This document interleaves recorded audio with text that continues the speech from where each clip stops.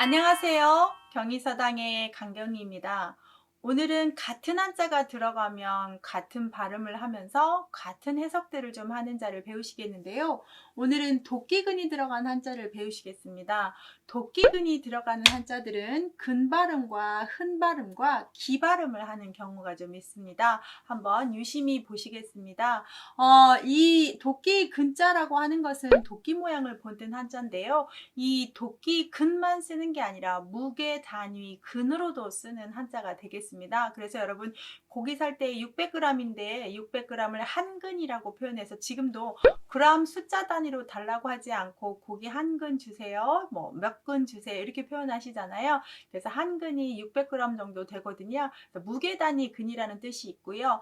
또 하나 도끼근이 들어가면 옛날에는 임금이 전쟁을 신하한테 보낼 때 도끼를 이렇게 하사를 합니다. 그래서 임금의 상징, 이게 임금이 내가 너를 보냈노라 라고 표시하려고 도끼를 주어서 보냅니다. 그래서 그 도끼를 보고도 임금이 보낸 신하인지 군인인지를 알 수 있었다고 합니다. 그러면 임금이 준 그 도끼를 받았다는 얘기는 상당히 권력을 가지고 있다는 얘기잖아요. 그래서 권력을 상징하기도 하고요. 조금 더 확장을 하면 아버지 부자의 유래를 보면 아버지가 한 손에 회초리를 들고 한 손에는 도끼를 들고 있는 자를 본뜬 한자라고 해요. 그래서 아버지 부자가 그렇게 생기게 되는데, 아버지가 회초리를 들었다는 얘기는 교육을 담당하신 사람이었고 도끼를 들었다는 얘기는 집안에서 그만큼의 권력을 가졌다는 뜻으로 해석을 하기도 합니다. 그렇다 보니까 도끼근이 들어가면 권력이나 어떤 또 무게단이나 진짜로 도끼나 이렇게 세 가지 종류로 해석을 하니까 어떤 것이 더 적절한지를 보셔서 암기하실 때 활용하시면 좋을 것 같고요.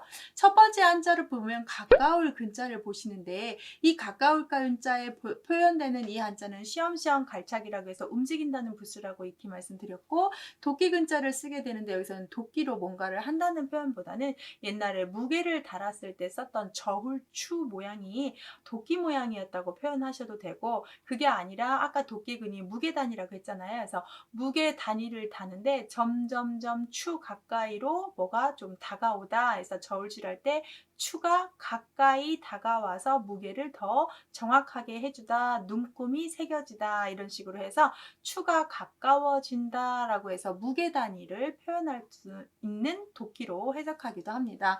그래서 이 가까울 근자를 여기서는 무게 단위로 보기도 하는데, 거기까지 또 바로 우리가 해석이 안 될 수가 있어요. 그래서 제가 아이들한테는 쉽게 뭐라고 하냐면 그냥 도끼로 보자. 그러면 도끼를 가지고 뛰어갔어. 도끼를 뛰어갔어. 그럼 도끼는 뭐 할 때 쓰는 도구입니까? 나무 할 때 하는 도끼죠. 그러면 나무 하러 갔단 얘긴데, 최대한 나무를 하러 멀리 간 게 아니라 어떻게 갔다? 가까이 갔다. 상당히 쉬워지지요. 원뜻은 무게 단위의 저울추 모양의 뭐 이런 말을 쓰긴 쓰지만 제가 후자에 한 말이 쉽게 되실 겁니다. 도끼를 들고 뛰어가서 가까운 데 가서 뭐 해와요? 나무 해와요 해서 이렇게 다 가까울 근자 해석하시면 쉽게 접근할 수 있습니다. 어때요? 괜찮죠? 가까울 근자가 들어가는 단어들을 좀 볼까요? 조금 정리해보면 우리가 가까운 것만 보이는 사람들을 근시라고 한다든지, 가까울 근자의 반대말이 멀 원자에서 원근법이라고 한다든지, 이런 식으로 가까울 근자를 활용하시면 좋겠습니다. 두 번째 미나리 근자는, 자, 제가 이렇게 노란색을 친 자들은 꼭 알으셨으면 좋겠다, 꼭 알고 있어야 된다 해서 표시한 거니까 참고하시고요. 자, 두 번째 미나리 근자도 처음 본 것 같아서 좀 보시면 이게 급수, 높은 급수에 등장을 하는데, 이 미나리 근자를 물어보는 것도 있고, 자, 위에 풀초에 도끼근을 써서 도끼로 미나리 풀을 다 이렇게 베어와서 임금한테 바쳤다고 합니다. 근데 그때 당시에는 미나리라는 이 나물이 상당히 귀하고 맛있고 희귀했던가 봐요. 그래서 정성스럽게 농부가 자기가 이제 먹어보니까 너무 좋아서 임금한테 바쳤죠. 그래서 바쳐가지고 임금님이 아이고 정말 맛있다라고 해서 그 사람한테 큰 포상을 줄 정도로, 그러면 이 농부가 자기만 먹지 않고 임금한테 갖다 바쳤다는 말 때문에 정말 잘했다, 임금을 정성스럽게 바치는 농부의 마음이구나 라고 해서 정성스러운 마음을 우리가 근성이라고 하거든요. 그럴 때 미나리 근자를 씁니다. 그래서 농부가 미나리를 갖다 바쳐서 정성을 했다 해서 근성, 정성성을 쓰고요. 바쳤다 해서 근헌, 바칠헌자를 써서 미나리를 바쳤다. 미나리가 옛날에 아주 귀한 식물이어서 이런 유래가 있습니다. 세 번째 힘쓸 근인데 쉽습니다. 여기 앞에 도끼근이고 뒤에 힘력이니까 도끼질을 하려면 힘이 있어야 되겠죠. 그래서 도끼를 들고 힘차게 이렇게 장작을 한다든지 나무를 베어오는 거에서 힘쓸 근자로 쓸 수 있는 단어고요. 단어로 활용하는 건 그렇게 많지 않습니다. 그냥 의미만 알고 계시면 좋겠고, 그래서 동그라미 치지 않았어요. 네 번째 기뻐할 흔자는 세 개나 됩니다. 우리가 기뻐하게 되는데 나머지 도끼 근자들이 다 흔발음인데 아까 도끼근이 권력을 상징한다고 했잖아요. 자, 내가 어떤 뜻한 바를 이루었습니다. 아주 기쁘겠죠. 기뻐서 하품음 입 찢어지게 웃습니다. 마음이 기쁩니다. 소리치면서 입으로 말하면서 기뻐합니다. 그래서 앞에다가 내가 입 모양과 마음을 표현해서 다 기뻐하다는 벌써 세 자나 됩니다. 그래서 참고하셔서 기뻐할 흔자는 이렇게 한다 해서 우리가 기뻐하면서 이렇게 딱 하는 것을 우리가 흔쾌히 이런 말 쓰죠. 흔쾌. 쾌할 쾌자를 써서 이렇게 기뻐할 흔자를 씁니다. 흔쾌히, 흔연히 뭐 이런 말 할 때 쓰는 단어입니다. 자, 다섯 번째 화끈거릴 흔자인데요. 도끼 근자가 근발음이 흔이 되고 앞에 불화가 화끈거릴 흔자인데 언제 화끈거린다고 표현을 합니까? 이게 조금 부끄러운 일 있으면 많이 화끈거리죠. 여기서는 보통 많이 쓰는 말은 아니고 이 화끈거릴 흔자를 두 개를 쓰게 되면 햇볕이 너무 세게 비쳐서 얼굴이 후끈후끈거릴 때를 흔흔이라고 표현하는 단어적 하나 있고요. 그냥 불 때문에 화끈거리구나, 아니면 뜨거운 불로 도끼를 용광로에 놓고 그렇게 만드는 것처럼 뜨겁구나, 이렇게 조금 이해하시면 편하게 외울 수 있어요. 여섯 번째 아침의 흔자는 도끼 근자가 흔발음하고 앞에 나리리 아침 해를 써서 아침 해가 뜨고 있는 모습이겠죠. 이것도 그냥 발음만 조금 유념하시면 좋고 단어가 많이는 없습니다. 그래서 동그라미 치진 않았어요. 그 다음 치켜들 흔자인데요. 여기다 기뻐할 흔자의 손수니까 손을 치켜 들었으되 불만스럽지 않고 기꺼이 기뻐하는 마음으로 손을 치켜드는데, 그러면 이 자는 언제 쓰냐가 제일 중요하죠. 그래서 찾아봤더니 흔천동지라고 해서 하늘을 치켜들고 땅을 움직이다, 천지가 뒤흔들 정도로 기세가 대단하다 해서 흔천동지, 이렇게 표현할 때 쓰는 한자입니다. 뭔가를 들다라는 손수만 들어가시면 좋겠습니다. 치켜들 흔자였네요. 그 다음 여덟 번째 보시면 빌기자는 좀 알아셔야 되는데 앞에 보일시가 들어가면 조상 이렇게 표현하게 됐었죠. 내가 신에게 빌어요. 뭘 비냐? 이 도끼 근자를 어떻게 해석하시면 좋겠냐? 권력으로 좀 보시면 좋겠죠. 사람들이 연초에 또는 소원을 빌 때 제일 먼저 비는 게 건강입니다. 두 번째 부자 되게 해달라는 거, 세 번째 내가 뭔가 한 자리 권력을 가지면 좋겠다는 거, 이렇게 여러 가지를 하는데 꼭 신에게 빌 때 권력, 나의 유지, 나의 직책 이런 걸 유지되게 해달라, 그런 걸 갖게 해달라, 이렇게 할 때 빌기자에서 기도할 때 기자가 되겠습니다. 그래서 도끼 근자도 그런 쪽으로 쓰는구나, 이렇게 하시면 권력으로 해석하시면 좋겠습니다. 아홉 번째 물 잃은 기자는 도끼 근자가 기가 되고 물수가 돼서 물 잃은 기자인데요. 물에다가 도끼를 깨끗이 씻었다고 하셔도 괜찮고, 그래서 물 잃은 기자가 되겠습니다. 이 물 잃은 기자는 욕기라고 해서 공자, 제자, 증석이 기수에서 목욕하고 신선이 되게끔 이렇게, 자, 기선에서 목욕하고 기산의 무위에 올라가 시가를 읊조리고 돌아오겠다고 한 고사에서 명리를 잊고 유유자적하다는 말을 욕기라고 합니다. 제가 자막 처리해 드릴게요. 그래서 강 이름이라는 뜻을 있다는 거, 그런 말도 있다는 거 참고하시면 좋겠습니다.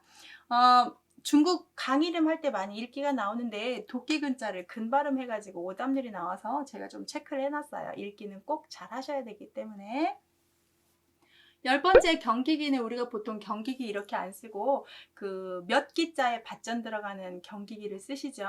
그런데 이렇게 흑토를 쓰고 써도 경기기인데, 이 경기라는 것 땅 자체가 임금을 지키는 궁궐 옆에 사방 500리 땅을 다 경기 땅이기 때문에 아주 잘 지켜야 됩니다. 그래서 도끼 무기를 들고 지키는 땅이에요. 그래서 경기기자는 우리가 흔히 아는 그 경기기자와 같이 쓸 수 있는 단어예요. 그렇게 보시면 좋고요. 깃발 기자도 하나 우리 벌써 알고 있죠. 그 이 아래다가 그 기자를 써야 깃발 기자인데 이 깃발은 제후들이 썼던 깃발이에요. 흔히 우리가 아는 깃발 기자는 여러 종류의 보통으로 다 쓰는 깃발이라면 이거는 제후들만 쓰는 건데 그 제후들만 쓰는 깃발에 용이 그려져 있는데 특별하게 그려져 있는 겁니다. 날아오르는 용과 내려오는 용을 그리는 붉은색 기고요. 제후가 세우는 기 할 때만 이 기자를 쓴다고 합니다. 그러니까 우리가 흔히 아는 깃발기하고는 조금 사용법이 달라서 기 발음을 좀 알아두시면 좋겠고, 장인장자는 발음 역할이 아니라 뜻만 도와줍니다. 장인이라고 하는 것은 기술자죠. 기술자. 그래서 기술자에다가 이렇게 상자를 집어넣어서 기술자들이 자기들만 쓰는 도끼 있죠. 자기들만 쓰는 연장 있죠. 그런 것들을 가지고 다니면서 상자에 딱 가지고 다니면서 뭔가를 만드는데 저희 딸아이가 만들기를 상당히 좋아해요. 근데 그 만들기를 할 때 쓰는 전문용 매직펜이 있어요. 아트펜. 그걸로 색깔을 칠해서 만드는데 상당히 정말 진짜 같은 색깔이 되더라고요. 그래서 뭔가 만들기를 할 때 되면 그 자기가 만들게 하는 도구 세트들이 있어요. 그런 거를 막 가방을 꾸러미 갖고 와서 시작을 하는데 전문가의 포스가 가끔씩은 느껴지는 모습도 있거든요. 이렇게 전문가들이 자기들만 쓰는 도구 있죠. 그런 것들 장인들이 쓰는 도구라고 생각해서 도끼군을 도구라고 해석을 하시면 어떨까 싶은데요. 장인, 기술자, 거장 이럴 때 쓰는 장자입니다. 13번째 벨짝자를 보시면 앞에 돌석이고 도끼근이니까 이 도끼는 무엇으로 만들었나요? 그렇죠. 돌도끼입니다. 돌도끼. 쇠도끼가 아니라 돌도끼로 뭔가를 날카롭게 해서 베었다라고 볼 수 있는 벨작자인데 흔히 이거 쓸 때 장작을 패다 우리 그 땔감하는 장작 있죠? 그럴 때 쓰는 작자가 돼요. 그리고 작두라고도 하고 작도라고도 하는 뭔가 자를 때 쓰는 칼을 뜻합니다. 작두를 옛날에는 작도 이렇게 했거든요. 그래서 이 벨짝자는 돌도끼로 좀 보시면 편할 것 같고요. 마지막 꺾을 절자는 손에다가 도끼를 들고 꺾는데요. 많이 쓰는 말이죠. 지금 이 세자는 급수가 상당히 낮고 많이 쓰는 말인데 도끼라는 발음은 하나도 주지 않고 도끼의 뜻을 갖다 활용하는 자기들이기 때문에 꼭 알고 계셔야 됩니다. 그래서 이 꺾을 자는 손에 도끼를 들고 꺾다 해서 우리가 어떤 요절하다, 골절이 당했다 이럴 때 쓰는 절자가 되겠습니다. 그래서 꺾을 절자는 요절, 골절, 좌절 이렇게 꺾다라는 말 할 때 많이 쓰는 단어입니다. 쉬워요. 손에 도끼 들고 꺾다 이렇게 하시면 좋겠어요. 자, 도끼근을 먼저 잘 정리를 하셔야 되고 도끼근이 어떻게 들어가냐서 14자를 배우셨는데 상당히 많이 쓰는 단어이기 때문에 자수가 많고요. 제가 약간 노란색으로 체크한 애들은 꼭 외우고 나머지들은 참고하셔도 괜찮습니다. 그런데 우리 구독자님들도 실력이 또 출중하신 분들이 있어서 약간 좀 더 도움 되시라고 여러 가지를 좀 조사해 봤으니까요. 참고하시고 뒤에다가 정리해 놓을 테니까 다시 한번 정리해 보시면 좋겠습니다. 유익하셨다면 구독 설정하시면 이런 영상 다 받아보실 수 있습니다.